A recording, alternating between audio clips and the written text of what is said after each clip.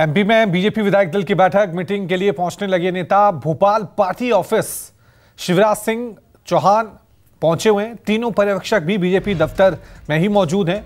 दोपहर 3:30 बजे विधायक दल की बैठक शुरू होगी। आज इस विधायक दल की बैठक के बाद कहा यह जा रहा है कि मध्य प्रदेश को नए मुख्यमंत्री मिल जाएगा। कल छत्तीसगढ़ में विधायक दल की बैठक हुई थी, जिसके बाद विष्णुदेव साय को छत्तीसगढ़ के नए मुख्यमंत्री के तौर पे बीजेपी विधायक दल ने चुना था। आज क्या उसी प्रोसेस के तहत मध्य प्रदेश में भी नए मुख्यमंत्री के नाम की घोषणा हो सकती है? सबको इसी बात का इंतजार है। चलिए इस खबर पर और ज्यादा जानकारी के लिए सीधा रुक करते हैं मेरे सहयोगी विपिन श्रीवास्तव का। विपिन, जरा बताएं मीटिंग को लेकर क्या अपडेट है और कौन कौन लोग अभी मीटिंग के लिए पहुंचे हैं?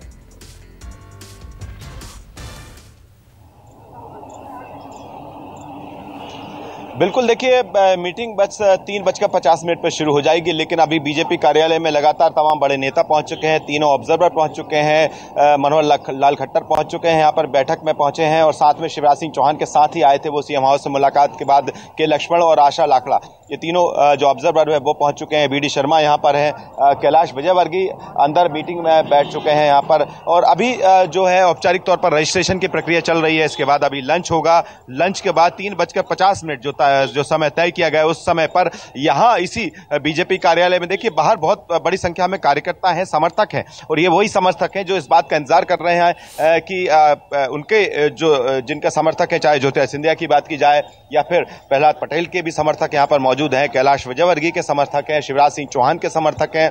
ये समर्थक बाहर बैठे हुए, अंदर इनकी एंट्री नहीं है। तमाम विधायकों को अंदर एंट्री दी गई है। साथ में मीडिया को भी से बातचीत करने का यहां पर मना किया गया है कि कोई भी जो विधायक है, कोई भी नेता है, वो मीडिया से चर्चा ना करे, किसी तरह का नाम का जिक्र ना करे। लेकिन जिस तरह से आप देखिए बैठक की शुरुआत होगी, लेकिन यहां पर जब जो नव निर्वाचित विधायक पहुंचे हैं तो उनका तिलक लगाकर स्वागत भी किया गया और शिवराज सिंह चौहान के साथ साथ यहां पर प्रहलाद पटेल, कैलाश विजयवर्गीय ये सभी पहुंच चुके हैं।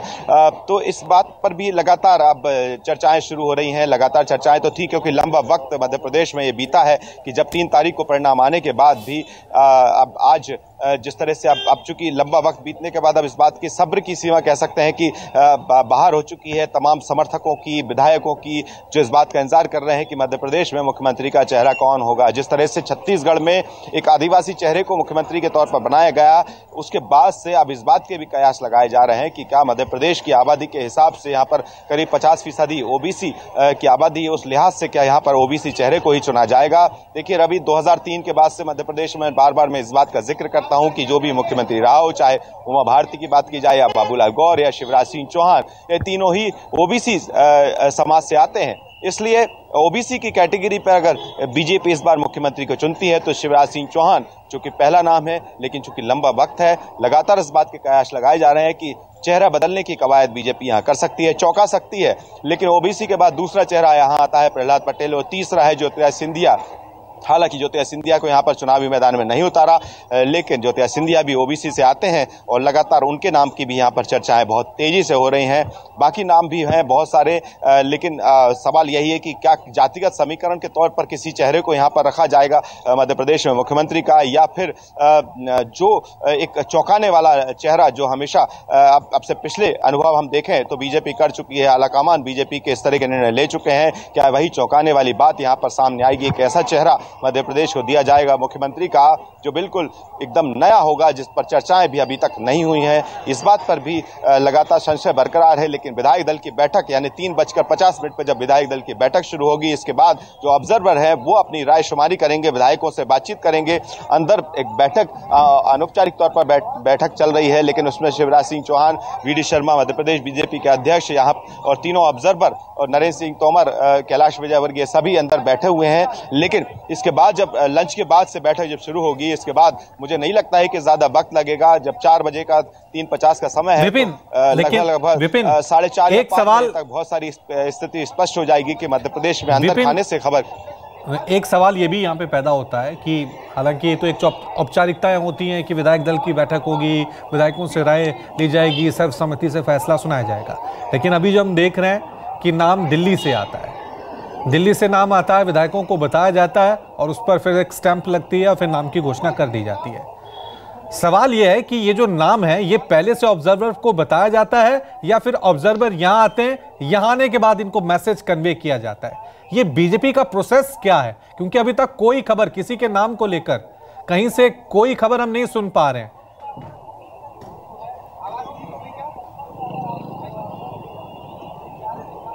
बिल्कुल, देखिए रवि, प्रक्रिया तो बीजेपी की कैडर बेस्ड पार्टी होने के नाते यही है कि यहाँ पर जो ऑब्जर्वर नियुक्त किए जाते हैं वो सबसे पहले रायशुमारी करेंगे। रायशुमारी करते हुए विधायकों से बंटू बातचीत करेंगे, उनकी राय लेंगे कि आखिरकार मुख्यमंत्री का चेहरा कौन हो सकता है। तमाम विधायी दल की बैठक में उस नाम को भी रखा जाता है, 3 से 4 नाम 5 नाम ऐसे रखे जाते हैं। फिर विधायक उस पर अपना एक मत पेश करते हैं। इस पूरी प्रक्रिया की आमतौर पर यही होती है, जिसके बाद विधायक दल का नेता चुना जाता है और उसका नाम जब जो ऑब्जर्वर यहाँ पर पहुंचे हैं वो ऑब्जर्वर उस नाम को केंद्र तक पहुंचाते हैं और वहां से इस बात को तय किया जाता है कि इन नामों में से ये नाम चुना गया है। लेकिन जिस तरह की हम पिछले जो बाकी राज्यों में, जो बीजेपी शासित राज्यों की अगर बात की जाए, चाहे वो वहां पर इस तरह के हम देखते हैं कि जहां महाराष्ट्र की बात हो या फिर यूपी का एक उदाहरण है या फिर मनोहर लाल खट्टर खुद एक अपने आप में उदाहरण है, तो ऐसे उदाहरण बीजेपी पेश कर चुकी है। तो जाहिर सी बात है, इस बात पर भी लगातार मुस्कुराते हुए जब विधायक यहां से निकले हैं तो वो यही कहते हैं कि हमें नहीं पता, जो होगा वो ऊपर से होगा। यानी जिन विधायकों की राय लेनी है, जिन विधायकों को तय करना है कि उनका नेता कौन होगा, वो विधायक जब यहां मुस्कुराते हुए निकलते हुए ये बताते हैं, चुप्पी साधते हुए बताते हैं कि जो तय करेगा आला कमान तय करेगा। यानी सब कुछ आला कमान के ऊपर निर्भर करता है और आला कमान ने जो तय किया होगा,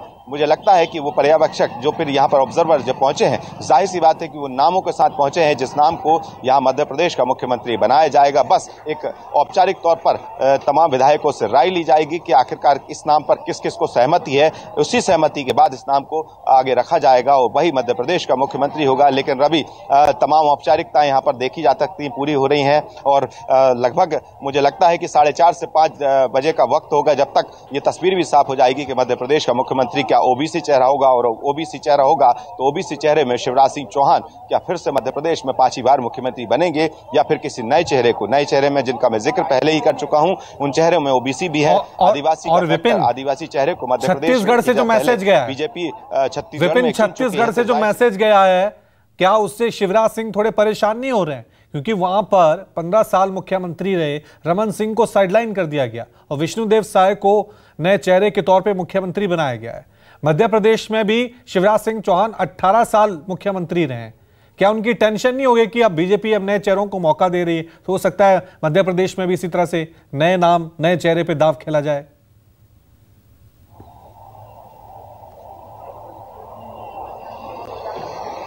बिल्कुल बिल्कुल, देखिए रवि, इस बात को तो शिवराज सिंह चौहान उसी वक्त समझ गए थे जब 3 तारीख के बाद परिणाम आए थे। उसके बाद से ये उन्होंने जब बयान दिया था, उन्होंने कहा था कि मैं किसी मुख्यमंत्री की रेस में ना पहले था ना हूं। तो उन्होंने एक संदेश दिया था कि आखिरकार जिस तरह से हम छत्तीसगढ़ की बात की जाए तो एक ऐसे चेहरे को चुना गया है जो कहीं ना कहीं उस रेस में अपने आप को आगे नहीं रखते थे और दूसरी अमित शाह की बेहद पसंद माने जाते थे और जिन्होंने कभी प्रेशर पॉलिटिक्स नहीं की। तो जाहिर सी बात है कि यहाँ प्रेशर पॉलिटिक्स बीजेपी जब जब भी यहाँ पर जिन नेताओं के जरिए देखने को मिलती है वहां पैच फंस जाता है और उस पर निर्णय बीजेपी अपने हिसाब से लेती है। जिस तरह से छत्तीसगढ़ में मुख्यमंत्री को चुना गया, तभी से इस बात के भी संकेत मिल रहे हैं कि क्या मध्य प्रदेश में भी वो चेहरा अब बदला जाएगा, क्योंकि लगातार पार्टी के अंदरूनी तौर पर देखा जाए तो बीजेपी में इस बात की भी चर्चाएं तेजी से बढ़ रही हैं और जो कुछ नेता हैं जो हम जिनका जिक्र कर चुके हैं कि जो नेताओं की तरफ से या कार्यकर्ता समर्थकों की भी एक लंबी फौज है जो चाहती है कि मध्य प्रदेश में चेहरा बदले। लेकिन जिस तरह के परिणाम आए हैं, 163 सीटें बताती हैं कि उन परिणामों में कहीं ना कहीं शिवराज सिंह चौहान की एक अहम भूमिका रही है। प्रधानमंत्री का फैक्टर तो काम कर गया, क्योंकि प्रधानमंत्री के फैक्टर की वजह यह है क्योंकि मुख्यमंत्री के तौर पर शिवराज सिंह चौहान का चेहरा पहले ही बीजेपी ने चुनाव के दौरान सामने नहीं रखा था। यही वजह है कि जो परिणाम आने के बाद इस बात के भी संकेत धीरे से मिल रहे हैं कि मध्य प्रदेश में एक नए चेहरे को सामने रखा जाएगा या फिर डिप्टी सीएम वाला फॉर्मूला भी मध्य प्रदेश में लागू किया जाएगा, ताकि जिन छत्रपों को जिनकी जिक्र हम कर रहे हैं कि जैसे प्रहलाद पटेल, कैलाश विजयवर्गीय, नरेंद्र सिंह तोमर एक बड़े कद के नेता हैं और इनमें से अगर देखा जाए तो जो जिन सांसदों को मैदान में उतारा था उनमें से 2 अगर फग्गन सिंह कुलस्ते और के अलावा गणेश सिंह को छोड़ दिया जाए तो बाकी सांसद जो जीते हैं उनको भी इस्तीफा जिस तरह से ले ली गए, यानी उनकी भूमिका मध्य प्रदेश में कुछ न कुछ तो तय की होगी आला कमान ने। तो उस भूमिका के लिहाज से क्या ठीक है अभी सस्पेंस बना हुआ है, लेकिन आज मध्य प्रदेश का ये सस्पेंस खत्म हो जाएगा कि मध्य प्रदेश के अगले मुख्यमंत्री कौन होंगे। कल छत्तीसगढ़ में विष्णुदेव साय को मुख्यमंत्री बनाया गया, नए चेहरे को मौका दिया गया था। मध्य प्रदेश में भी क्या बीजेपी इसी फॉर्मूले के साथ आगे बढ़ेगी या फिर दोबारा शिवराज सिंह चौहान जो है वो मुख्यमंत्री बनेंगे? लौटेंगे विपिन आपके पास।